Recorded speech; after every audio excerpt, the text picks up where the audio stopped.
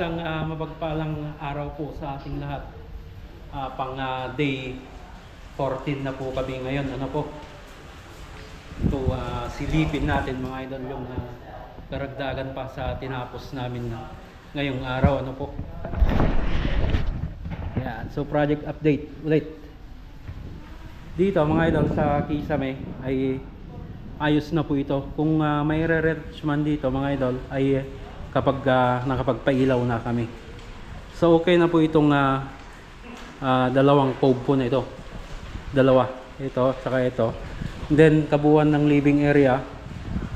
Tapos na rin po papunta dito sa pinaka nook. Okay na po yung pintura po nito. Then dito mga idol sa master's bedroom na bago na rin po yung kulay po nito. So ito na po, mas light pink na siya. Then ito nananatili naman yung kulay dati na salmon pink. Then glossy white itong high ceiling nya. So okay na rin po ito. Then yung septic tank mga idol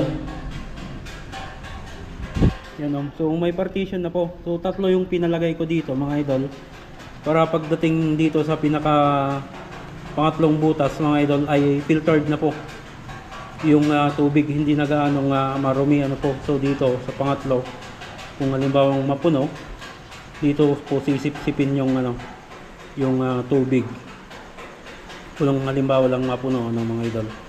So share ko lang dito mga idol, yung kalahati pala nito ay purong buhos po sapagkat tumatagas yung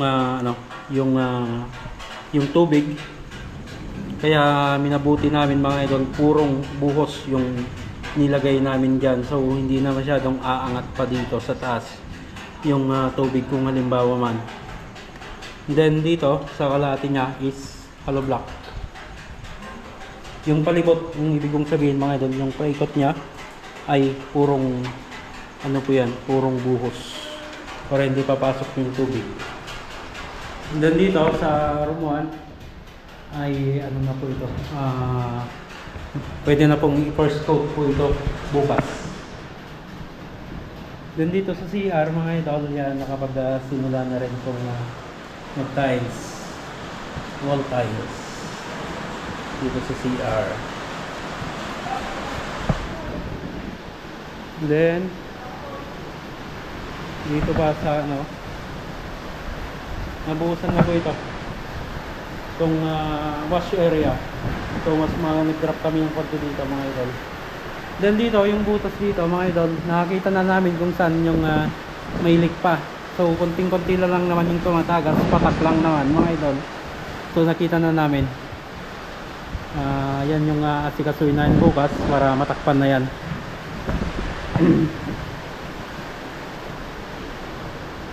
Then sa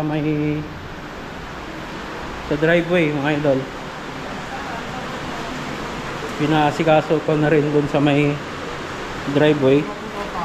Ayan so okay na yung hukay doon. Ito na lang yung papantayin po namin sa kwarto dito Ito may porch ng bahay.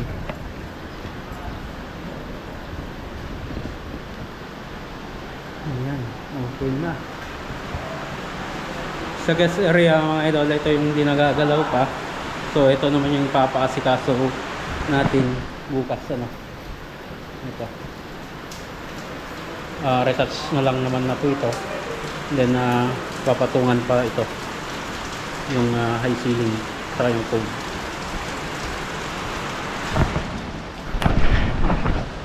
Okay mga idol, so yan po yung update ngayong day 14. And thank you so much again mga idol sa lahat ng sumusuporta sa aking page at sa aking YouTube channel. Hanggang dyan mga idol, lagi tayong mag-ingat at God bless sa ating lahat.